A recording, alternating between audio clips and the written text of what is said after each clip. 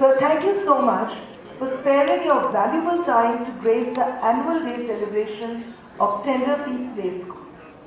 Your presence here today means a lot to us, and it will surely inspire and encourage our little ones as they take the stage.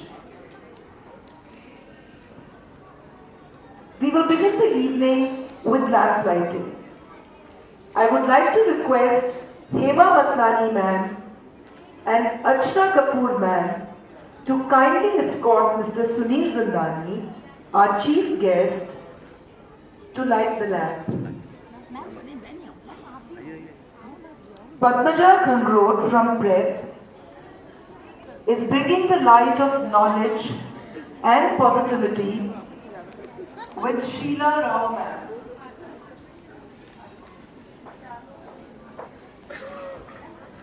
Lamplighting is one of the most auspicious traditions followed in our country. By lighting the lamp, we invoke the gods and goddesses from the universe and request them to bless us and grace the venue with their presence. Such traditions leave a lasting impression on young minds. They help our children understand the significance of our rich culture and heritage, values that they carry forward with pride. These beautiful moments stay embedded in their hearts and etched in their minds, shining brightly in the journey of life.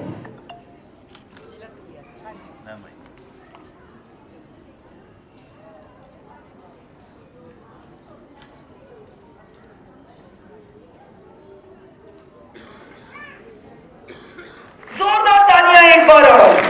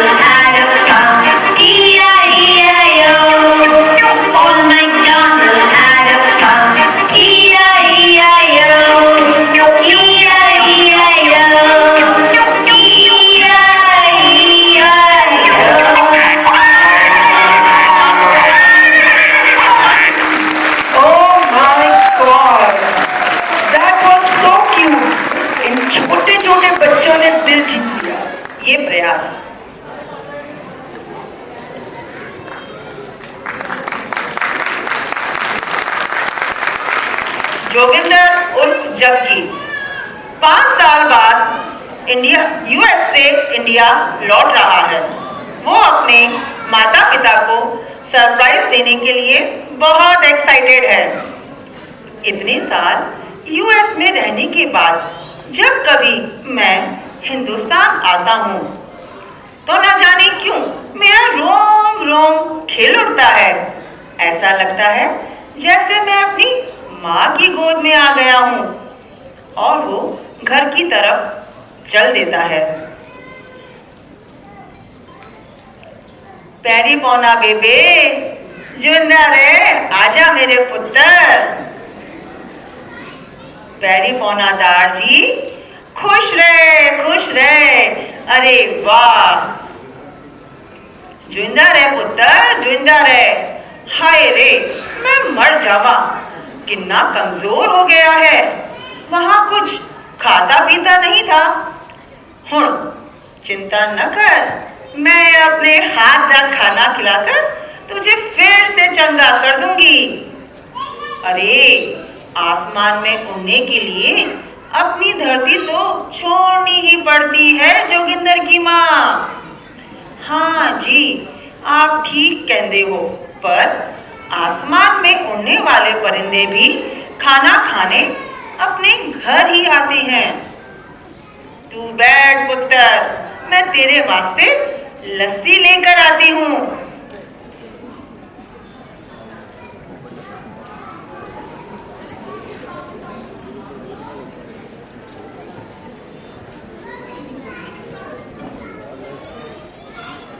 अब बेबे कहती हैं, ओ काकी सुन, किथे गया? आया बेबे जी, दसो की करना है? सुन काके, देख मेरा पुत्र आया है यूएस से, उदे वास्ते खेत से सरसों का साग तोड़ ला। आज मैं जी भर के खिलाऊंगी इसे। लाया बेबे जी, लाया। और सुन काके, चक्की तो ताजा मक्के का आटा भी ले आई। अच्छा जी, अच्छा। मैं आज बहुत खुश हूँ, मेरा पुत्र घर आ गया। आज तो सानू भी बड़े दिनों बाद मक्के की रोटी और साग मिल रहा है। पर मैनू एक गढ़ दस जोगिंदर, तूने एक क्या हुलिया बना रखा है? जोगिंदर से जग्गी नाम और सर पर पग भी नहीं, एक क्या है? दार जी, मैंने पग पहननी छोड़ दी क्योंकि वहां सब मेरा मजाक उड़ाते थे। मजाक? किस गदा मजाक? यही कि मैं एक सरदार हूँ और 12 बजते ही सब हंसने लगते थे। ए सरदार के 12 बज गए, 12 बज गए। ऐ कोई गल हुई बाल कटवाने दी, हंसने दे लोगों को, तुझे क्या? पर बेबे एक बात बता, सब 12 बजे के नाम पर सरदारों पर क्यों हंसते हैं? बेबे जग्गी को पास बिठाते हुए कहती हैं, सुन पुत्र, तुझे तो गर्व होना चाहिए कि तू एक सरदार है। क्यों बेबे? सुन, तू जानना चाहता है ना? तो चल तुझे दिखाती हूँ। सरदार जी चलिए, आप भी नाल चलिए।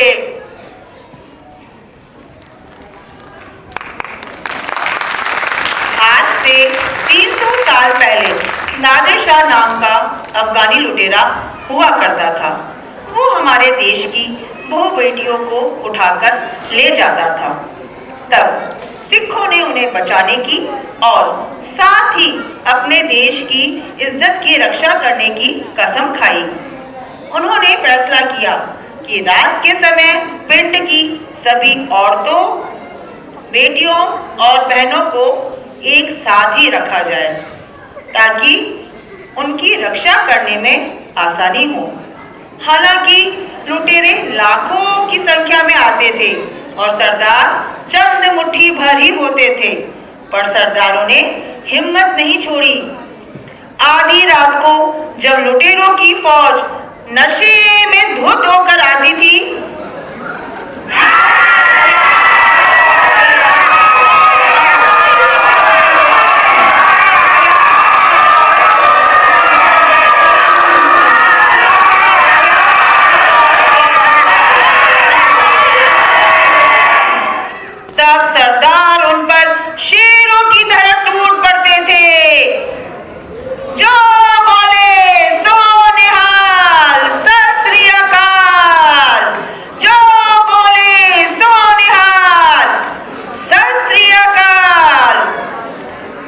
की बहादुरी और जुनून के आगे दुश्मन भी ठंडे पड़ जाते थे और इस तरह उन्होंने एक एक करके अपनी हर बेटी, हर बहन को सुरक्षित घर पहुंचा दिया और फिर ये सिलसिला बन गया।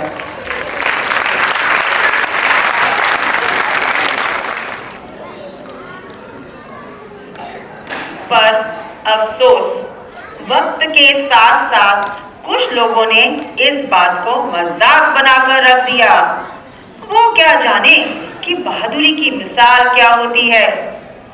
जग्गी खड़े होकर कहता है, यानी देशभक्ति के जलवे हुआ करते थे 12 बजे। वाह बेबे, आज तो तुमने मेरी आंखें खोल दी। अब मैं जरूर पग पहनूंगा। बेबे बहुत खुश होती हैं और कहती हैं, जिंदा रहे पुत्र, जिंदा रहे। हुण जल्दी तैयार हो जा, आज पिंड में नाच गाना है। सरदार जी, तुसी भी तैयार हो जाओ, नाल चलना नहीं है।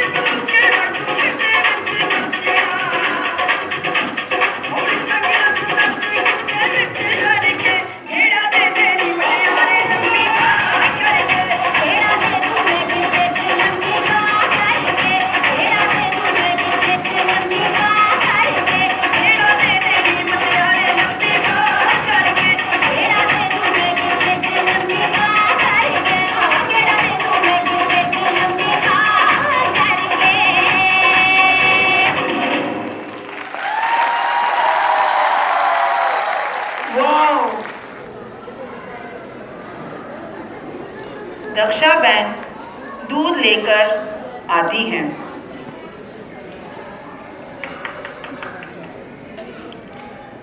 जिग्नेश, ओ जिग्नेश, 5 मिनट में होमवर्क खत्म करो और जल्दी से तैयार होकर स्कूल जाओ। तब तक मैं सोसाइटी वालों को दूध देकर आती हूँ। अच्छा बा। अब दक्षा बहन पास वाले घर जाकर आवाज देती हैं। हेतल बहन, ओ हेतल बहन, चलो जल्दी चलो, सोसाइटी चलना है या नहीं? हाँ हाँ आ रही हूँ, जरा दूध की बाल्टी ले आऊं।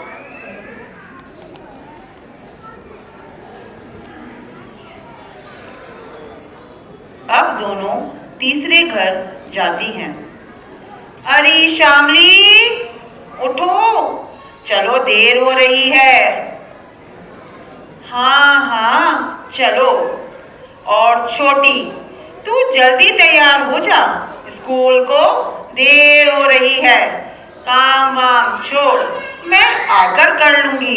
अरे पढ़ लिख जाएगी तो अच्छी नौकरी पालेगी। हाँ वाह, जा रही हूँ। बच्ची और जिग्नेश बैग लेकर स्कूल चले जाते हैं। अब तीनों औरतें भी सोसाइटी की तरफ चलती हैं। थोड़ी दूर जाकर दक्षा बहन श्यामली से पूछती हैं, अरे श्यामली, तू सारा दिन खटकती रहती है, तेरा मर्द कोई काम वाम नहीं करता, फिर तू लड़की को स्कूल क्यों भेजती है? अपने साथ काम पे लगा ले, 4 पैसे कमाएगी तो काम ही आएंगे। अरे नहीं बहन, मैं तो अपनी छोरी को बहुत पढ़ाऊं लिखाऊं, फिर मैं कौन सा उसकी पढ़ाई पर खर्चा कर रही हूँ, सब कुछ सरकार ही तो कर रही है। अच्छा भाई, तेरी जैसी मर्जी, चलो चलो सोसाइटी चलो। तीनों सोसाइटी पहुंचकर एक एक करके दूध देती हैं।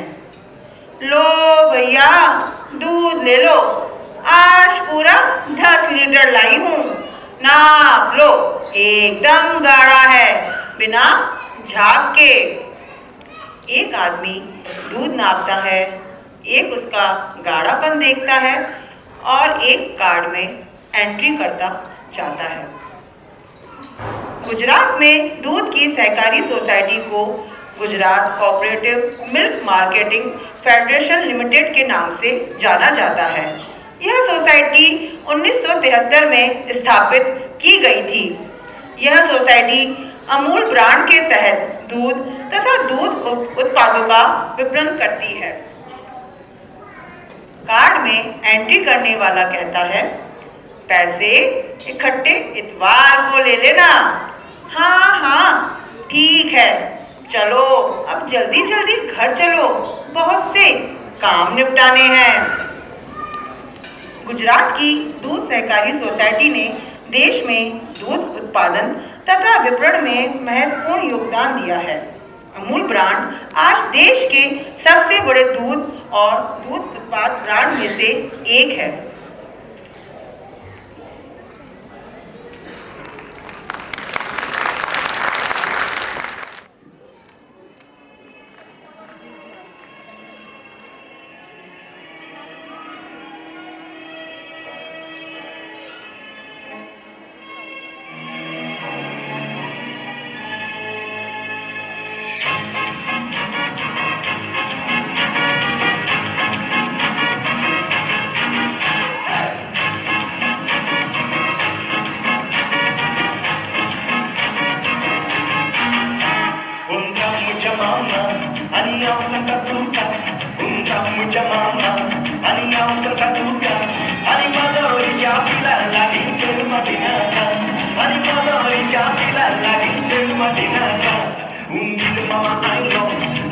panali pulo, hindi mama ano, ani pachi panali pulo, ani malori japila taka yaka ka sahay no, ani malori japila taka yaka ka sahay no, ya ya maya ya, ya ya maya ya, ya ya maya ya, ya ya maya ya, ya ya maya ya, ya ya maya ya, ya ya maya ya, ya ya maya ya.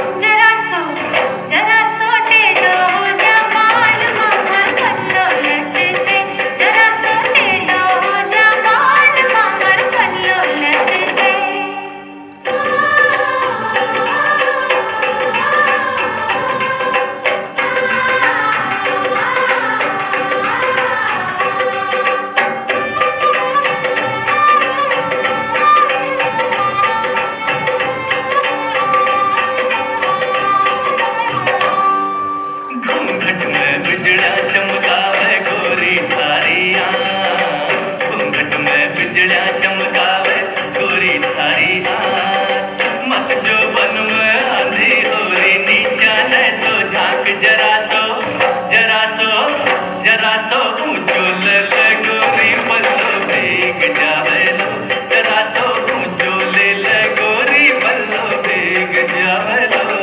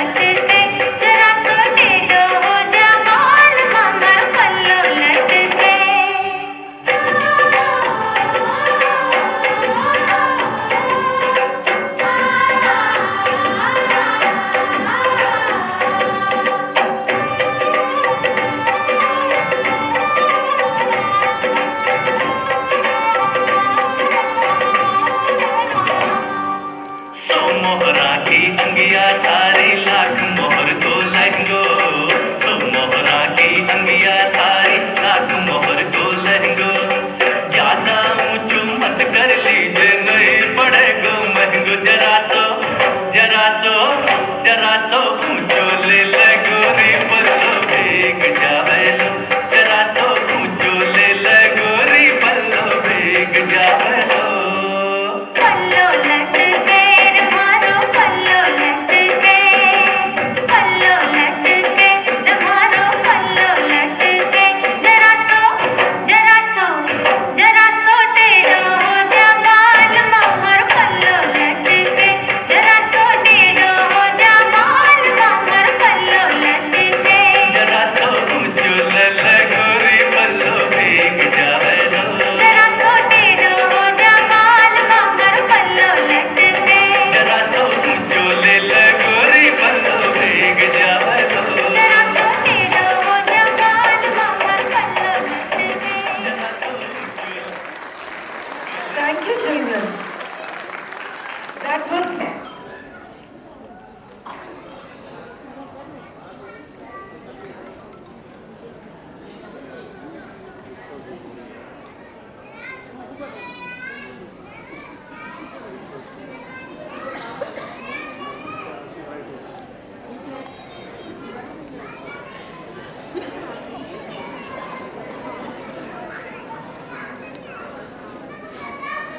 महल में राजा और सभी मंत्री बैठे हुए हैं।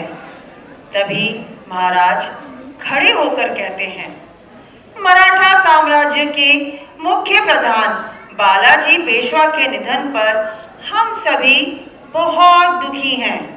अब हमारे सामने एक नया प्रश्न खड़ा हुआ है कि उनके स्थान पर नया पेशवा किसे बनाया जाए।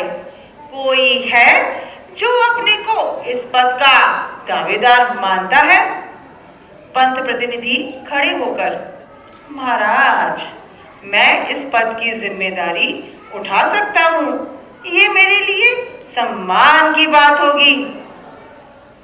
महाराज कहते हैं, हमें बड़ी खुशी हुई ये सुनकर, पर क्या सारा दरबार पंत प्रतिनिधि के विचार से सहमत है? सेनापति यकायक खड़े होकर कहते हैं, महाराज, मेरे विचार से पूरे मराठा साम्राज्य और पेशवा की पगड़ी का मान रखने वाला इस दरबार में सिर्फ एक ही है और वो है बाजीराव। इस पर पंत प्रतिनिधि बोहे तानते हुए कहते हैं, छत्रपति क्षमा करें, पर ये दरबार में हंसी उड़ाने वाली बात है। कैसी हंसी पंत प्रतिनिधि? अभी तो सिर्फ आप ही हंस रहे हैं। अपनी योग्यता साबित करने का हक सभी को होता है। पंत प्रतिनिधि कहते हैं, बेटा, यदि अपने पिता की पगड़ी पहन ले तो इसका मतलब ये नहीं कि उसमें भी पिता की तरह बुद्धि आ जाती है। और महाराज, चंदन का पेड़ भी एक उम्र के बाद ही सुगंध देता है। बाजीराव खड़े होते हुए कहते हैं, पर एक कांटा छोटा होते हुए भी चुभता है। चीते की चाल, बाज की नजर और बाजीराव की तलवार पर संदेह नहीं किया जाता। मैं बाजीराव बल्लाल, स्वर्गीय पेशवा बालाजी विश्वनाथ बल्लाल का पुत्र, खुद को पेशवा के पद के लिए योग्य मानता हूँ और इसके लिए मैं हर परीक्षा से गुजरने को तैयार हूँ। परीक्षा जरूर होगी बाजीराव, पर उसका फैसला हम नहीं, पंत प्रतिनिधि करेंगे। सभी मंत्री एक साथ खड़े होते हुए, हाँ हाँ महाराज, परीक्षा होने दीजिए। पंत प्रतिनिधि इशारा करते हुए कहते हैं, वो मोर पंख जो जमीन पर मिट्टी में खड़ा दिख रहा है, उसे तुम्हें अपनी तलवार से नहीं बल्कि तीर से 2 हिस्सों में तोड़ना होगा। साथ ही शस्त्र चलाकर तुम्हें शास्त्र की समझ भी देनी होगी। और मन ही मन बोलते हैं, हाँ, अब देखते हैं चीते की चाल और बाज की नजर।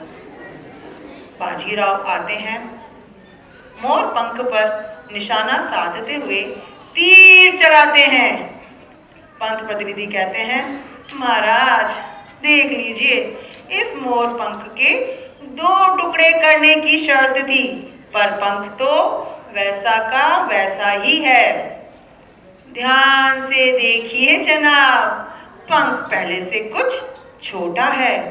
जरा पास जाकर मिट्टी हटाइए, आधा टुकड़ा आपको वहीं मिल जाएगा।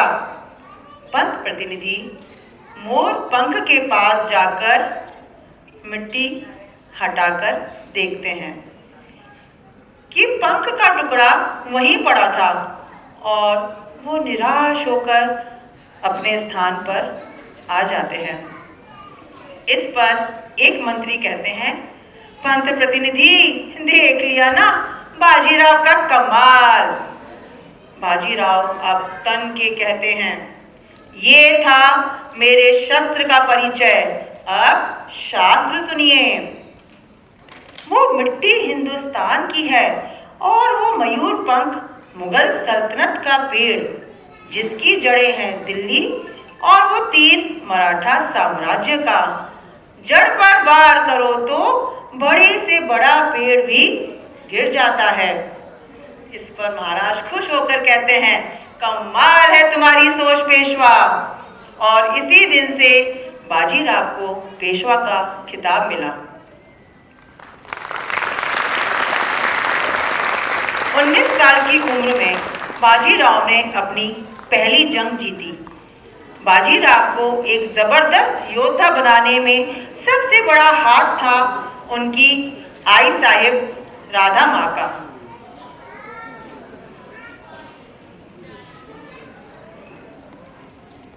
आई साहिब आशीर्वाद देते हुए कहती हैं, बाजीराव, मेरी एक सीख हमेशा याद रखना, असली योद्धा हार से मुंह नहीं छिपाता, बल्कि हार को जीत में बदले बिना घर नहीं आता। बाजीराव की तारीफ ब्रिटिश अफसर भी किया करते थे।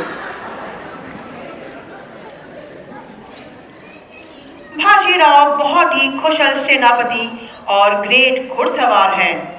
यस यस, आप ठीक कहते हो। बाजीराव पेशवा सबके दिलों पर राज करते थे, पर उनके दिल पर राज करती थी उनकी पत्नी काशीबाई।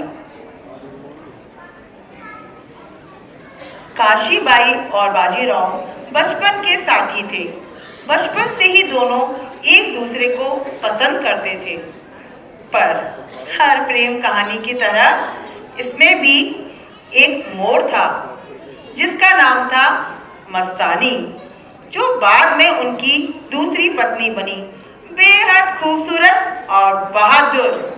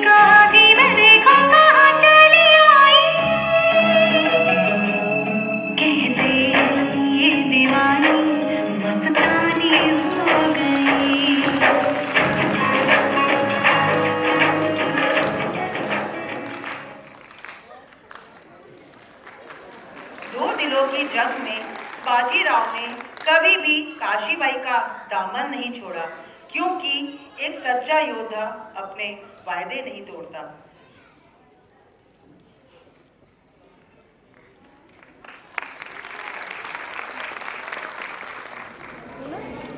रंग, रूप, भाषा,